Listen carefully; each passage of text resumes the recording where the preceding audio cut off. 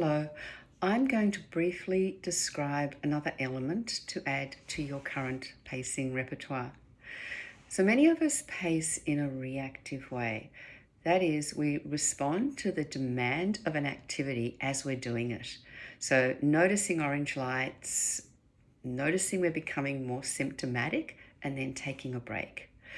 While this can be very effective, we can turn up the effectiveness dial by choosing some activities that we pace in a proactive way as well.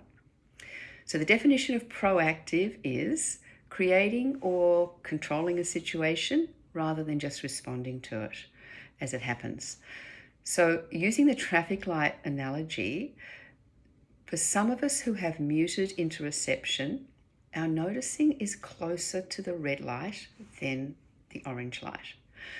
And the more symptomatic that we've become, the longer it takes us to recover and the more energy we've expended in being symptomatic and the fewer options we have. So to pace proactively, choose an activity, and let's use the example of shopping, and I'll go through the process. So firstly, we break down the demands of the activity. So create a shopping list. Now that's a cognitive demand. Driving or being driven to the shops. For some people, this might be a cognitive demand, that is navigating traffic, but for others it might be more physical. So, more upright posture for an extended period of time or the motion of the car. So then we've got going into the place that you're shopping at and walking around and selecting items. So there are a number of potential demands here. So there's physical, that is the walking, the being upright, the carrying of the groceries. Emotional, as in interacting with people as you go or at the checkout. Sensory, that is lighting, noise levels, crowd smells. So you identify what the major demand is for you in the shopping experience. Then there's the driving home, and that can be cognitive or physical. Unpacking the groceries, physical.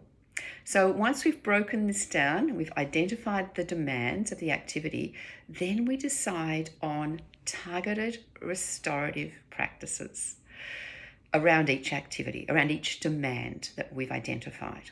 So for example, before starting the shopping list, we'd do something that's cognitively restorative.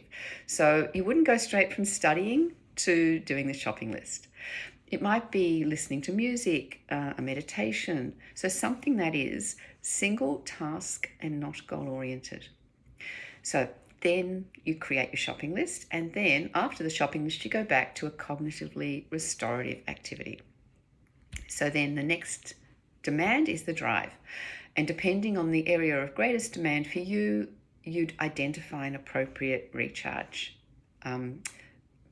before your actual shopping process. So continue in this way, identifying the demand and being targeted in the recharge.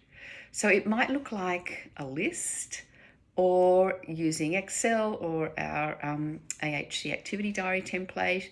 You might just I'd have coloured green, red, or yellow, green, red, and then a one-word identifier or two-word identifier as to what the activity or the recharge is.